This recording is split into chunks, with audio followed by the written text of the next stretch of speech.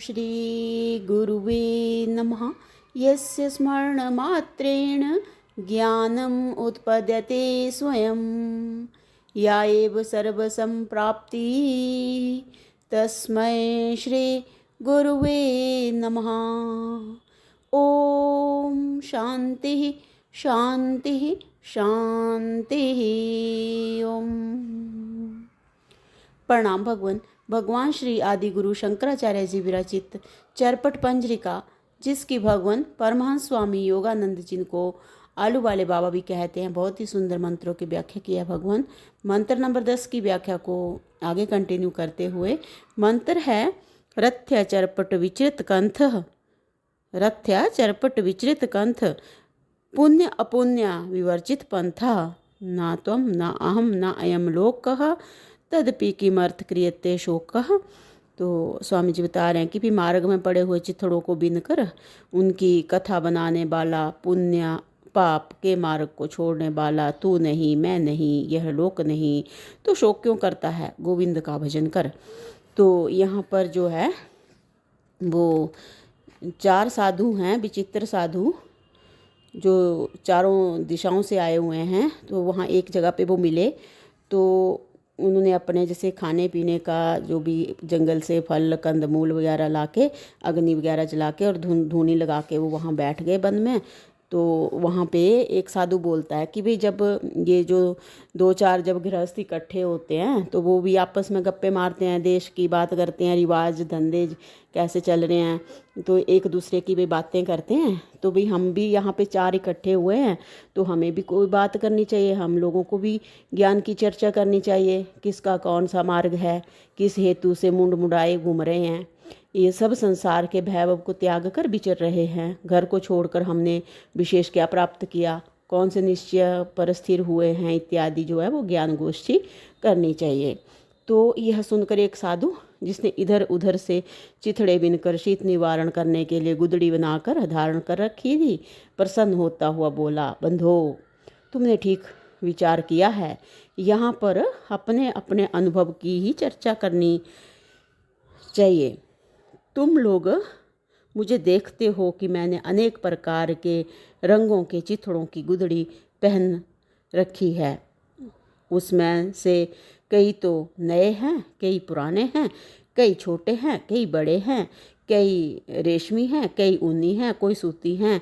इन चिथड़ों को मैंने घूम घूम कर जहाँ जो मिल जाए, जहाँ जो मिल गया वहाँ से उठा उठा कर जमा किया है और उनको यह कंथा सीकर धारण कर ली है।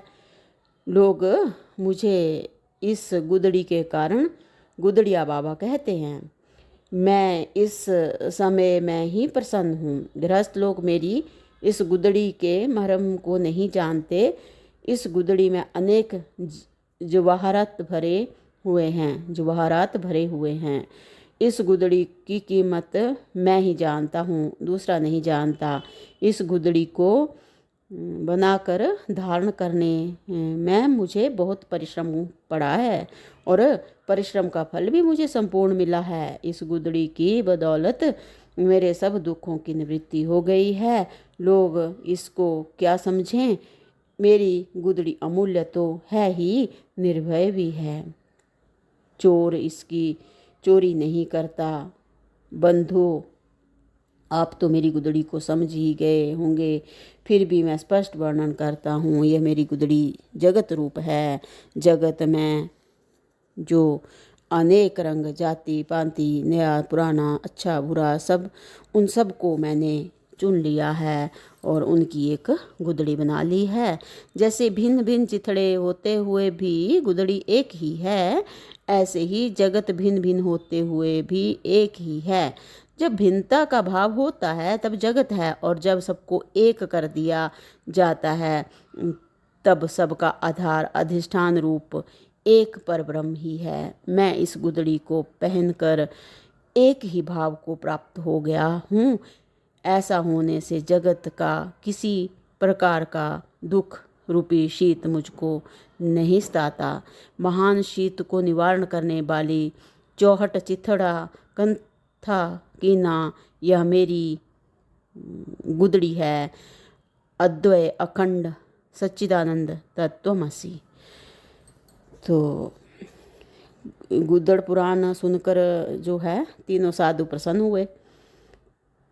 तो आगे तीनों में से एक जो नगन अवस्था में उन्मत्त के समान चेष्टा करता था, बोला, अब मेरा वर्णन भी सुन लीजिए।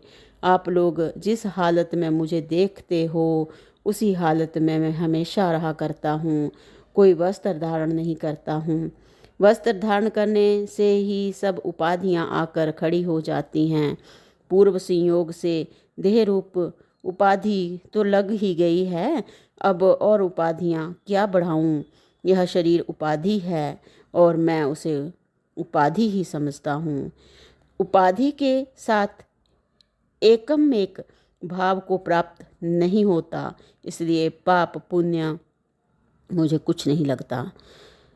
मेरा मार्ग ही पाप पुण्य रहित है। जो उपाधि से मेल करता हूँ वह महापापी है। जो उपाधि से मेल करता हूँ वह महापापी है और पापी होकर अनेक प्रकार के पाप पुण्य ग्रहण करता रहता है। मेरा मार्ग कंटक रहित है। मैं एक हूँ, अकेला हूँ, अद्वैत हूँ। शरीर होते हुए भी शरीरधारी नहीं हूँ। जब मैं शरीरधारी ही नहीं हूँ तो बताओ पाप पुण्य कौन करे। तुम्हारे साथ मैं वाणी से बोलता हूँ तो भी मैं वाणी रहित हूँ। सबसे भरा हुआ हूँ, सबसे अलग हूँ। सबका सत्ता स्फूर्तिदाता मैं ही हूँ। फिर पाप पुण्य से मुझे क्या, संसार से क्या और परलोक से भी क्या। मेरा आना जाना नहीं होता, मुझ में ही सबका आना जाना होता है। आप इस तत्व को समझते हो ही दुनियादार भला क्या समझें। वे मुझे नंगा बाबा पुकारते हैं। बिना समझे हुए भी उनका पुकारना ठीक ही है। असंग अक्रिय अविकारी के पास विकार वाले माइक तुच्छ वस्त्र कहाँ। इसी से मैं नंगा हूँ और सबका अंतिम बाबा हूँ। तो मुझे लोग नंगा बाबा कहें तो ठीक ही है। मैं व्यक्ति रूप नहीं हूँ, मेरा शरीर नहीं है, मैं कुछ करता नहीं हूँ, मुझ में कोई विकार नहीं है। मैं आकाश के समान व्यापक हूँ। मैं सब तेजों का तत्व रूप तेज हूँ, सब आनंद हूँ। यह मेरा निश्चय, यह मेरी स्थिति, यही मेरा मोद प्रमोद है, यही मेरा आनंद है। बताइए कोई भूल तो नहीं है। अहम ब्रह्मास्मि। गजब। तो इसके आगे भगवान अब नांगा बाबा का अनंग प्रकरण सुनकर जो है तीनों साधु वाह वाह करने लगे। और तीसरे साधु ऊपर वाले दोनों साधुओं से विलक्षण था जो तीसरा था। तो वो जो है आश्रम के चिन्ह धारण किए हुए था। सिर पर जटा थी, बगल में झोली, कमर में कौपिन था, हाथ में लंबा चिमटा था, अंग पर विभूति लग रही थी। कहने लगा, मित्रों, मैं तुमको आश्रम के चिन्हों से अंकित शरीर वाला दिखता हूँ। यह आश्रम शरीर का ही है, मेरा नहीं। तो भगवान ये जो अगले वाला जो वर्णन है ये हम अगले सत्संग से कंटिन्यू करते हैं। प्रणाम भगवान। ओम शांति शांति शांति।